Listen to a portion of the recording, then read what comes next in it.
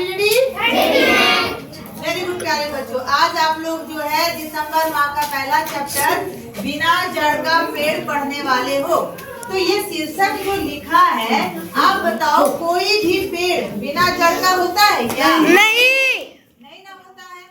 आज तक तो हम लोग जान रहे हैं कि जितने भी पेड़ हैं सभी पेड़ के जड़ होते हैं, लेकिन ये क्या लोचा है, अब ये चैप्टर में आया है बिना जड़ का पेड़। अच्छा, आप लोग बता सकते हो कि ये जो शीर्षक दिया है क्यों दिया है? क्या आप सभी ये कहानी पढ़े हो? हाँ। पढ़े हो? हाँ।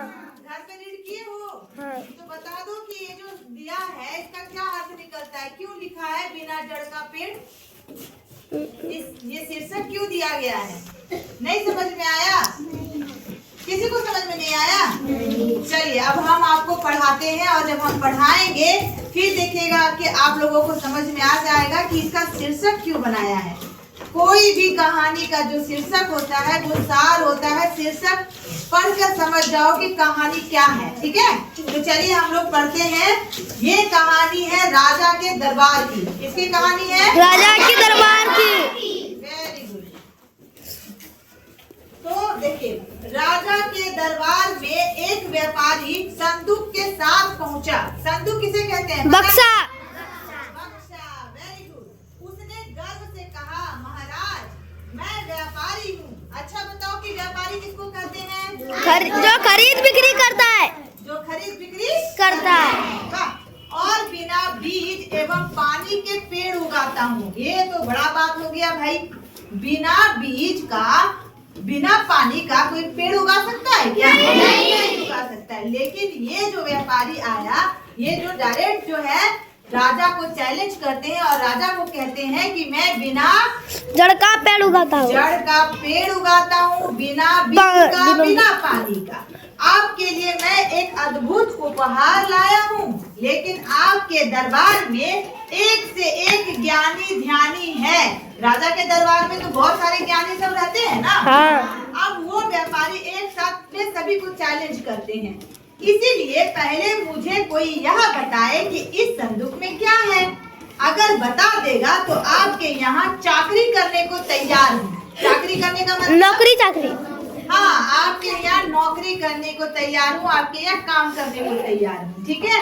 सभासद पंडितों, पुरोहितों और ज्योतिषियों की ओर देखने लगे। सभासद कहने का मतलब वहाँ जितने भी जनता बैठे हुए थे ना, जब भी दरबार लगता है तो गांव की प्रजा भी उस दरबार में शामिल होते हैं। उसे हम कहते हैं सभासद। क्या कहते हैं? सभासद। जवाब आएगा तुम जवाब देना, ठीक है? और बाकी अन्य बच्चों से हमें अपेक्षा है कि हम जो कह रहे हैं उसको ध्यान से सुनो और उसका जवाब देने का प्रयास करना। जब तक दोनों तरफ से बातचीत नहीं होगा तब तक जो है सब्जेक्ट ना आपको बेहतरीन से समझ में आएगा, ना हमको समझाने में बनेगा, ठीक है? तो इन बातों का ध्यान रखिएगा ना। आपस में बात नहीं करना है, मेरी बात को सुनिए और एकदम एक्टिव रहिए कि मैम कौन सा सवाल करेगी, हम उसको जवाब देंगे। और जवाब तभी दे पाइएगा जब मेरी बात को ध्यान से सुनिएगा, एक एक चीज को समझिएगा, ठीक है? समझ जाओगे तो जवाब आसानी से दे सकोगे। अब देखिए, वो जो व्यापारी थे, वो व्यापारी राजा के दरबार में जितने भी ज्ञानी ध्यानी थे ना, उनको चैलेंज कर रहे हैं कि मेरे संदूक में जो चीज है वो यदि कोई बता देगा तो मैं आपके दरबार में, आपके राजमहल में चाकरी करने के लिए तैयार रहूंगा। मैं आपका जो भी काम हो मैं वो करूंगा, मैं नौकरी करूंगा, आपका गुलाम बन जाऊंगा एक तरह से, ठीक है? तब वहां पे ये बात जैसे सुना व्यापारी का सभासद, जैसे कि आप सभी सभासद के हिस्से हो, मेरे सभासद के हिस्से हो, है ना? तो आप भी मेरी बातों को सुन रहे हो, वो भी सुना और सभी क्या हुआ, जितने भी पुरोहित थे, आपके ज्योतिषियों थे, पंडितों थे, उनकी और सभासद तक एक तक करके देखने लगे। लेकिन उन लोगों ने सिर झुका लिया, यानी कि उन लोगों को पता ही नहीं था कि ये संदूक में ऐसा कौन सा पेड़ है जो बिना बीज, बिना पानी और बिना जड़ का है। और ये एकदम कितना कॉन्फिडेंस से कह रहा है कि हम जो है बिना जड़ का पेड़ उगा सकते हैं। सभा में गोनू झा भी उपस्थित थे। अब एक गोनू झा नाम का व्यक्ति था, उस सभा में उपस्थित थे। उन्हें उसकी चुनौती स्वीकार करना आवश्यक लगा, अन्यथा दरबार की जग हंसाई हो जाती। गोनू झा ने विश्वास पूर्वक कहा, मैं बता सकता हूँ कि संदूक में क्या है, लेकिन इसके लिए मुझे रात भर का समय चाहिए और व्यापारी को संदूक के साथ मेरे यहाँ ठहरना होगा, यानी मेरे यहाँ रुकना होगा।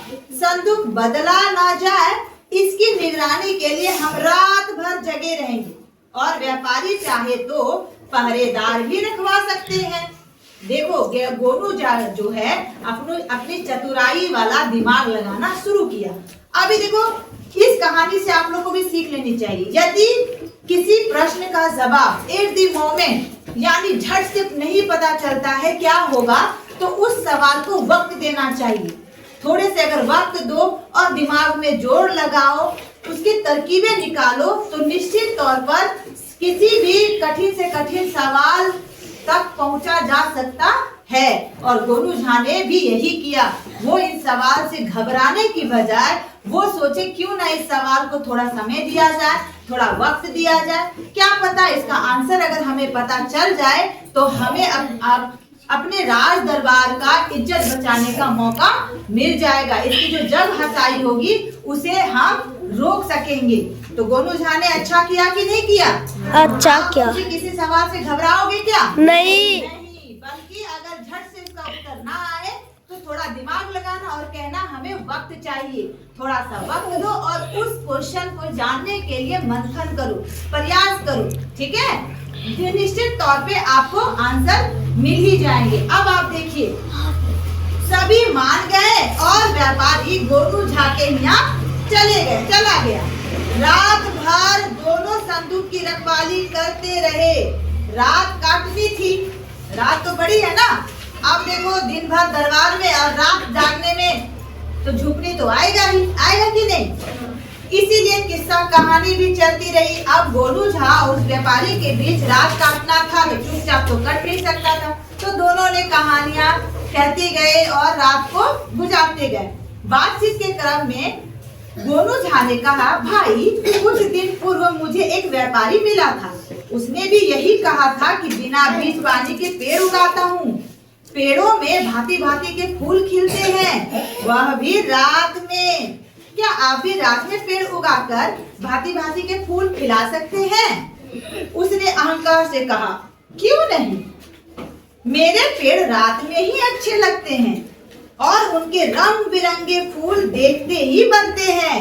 यह सुनते ही गोनू झा की आंखों में चमक आ गई। हाँ, आप देखो गोनू झा जो है वो समझ गए, बहुत करीब थे अपने। गोनू झा जो है वो बहुत ही करीब थे अपने सवाल के जवाब ढूंढने में। अब ये सुनते ही जो है गोनू झा के आंखें चमक गई और वे निश्चिंत हो गए। दूसरे दिन दोनों दरबार में उपस्थित हुए।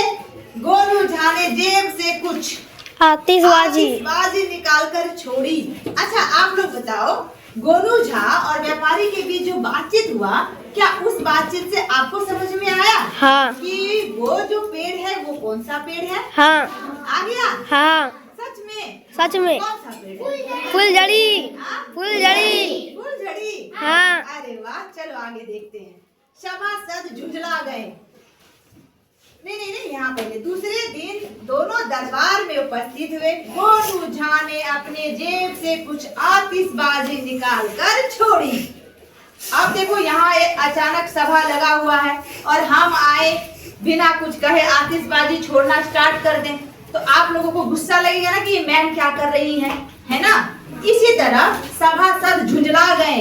महाराज की भी आंखें लाल पीली हो गई और कहा, गोनू झा यह क्या बेवक्त की शहनाई बजा दी, सभा का सामान्य शिष्टाचार भी भूल गए। अब देखो गोनू झा ने वातावरण को सहज करते हुए कहा, महाराज सर्वप्रथम धृष्टता के लिए क्षमा चाहता हूँ, लेकिन यह मेरी मजबूरी थी। इसी में व्यापारी भाई के रहस्यमय प्रश्न का उत्तर है। इसमें ही बिना जड़ के भांति भांति के रंगों में फूल खिलते हैं। व्यापारी अवाक रह गया, यानी आश्चर्यचकित रह गया। अरे ये गोनू झा को कैसे पता चल गया? ये तो पता नहीं चलना था। अब देखो, उसने सहमते हुए कहा, महाराज, इन्होंने मेरे गूढ़ प्रश्न का उत्तर दे दिया। फिर उसने विस्मय पूर्वक गोनू झा से पूछा, आपने कैसे जाना कि इसमें आतिशबाजी ही है?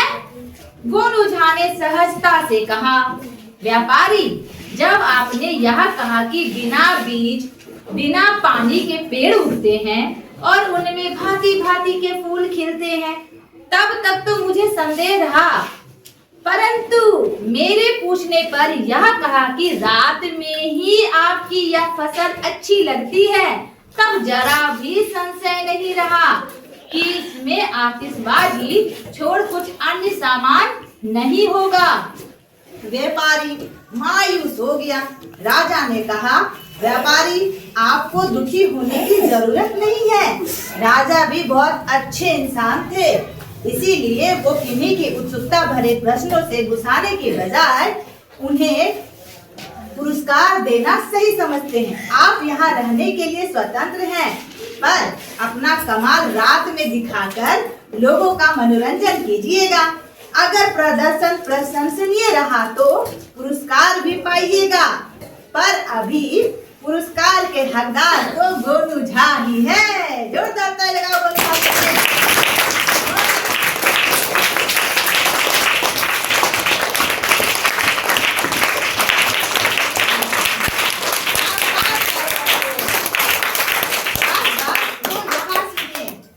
हमें यहाँ राजा से भी सीख लेनी चाहिए कि राजा तो राजा है, उनके पास न पैसे की कमी है, न सिपाहियों की, न दरबारियों की।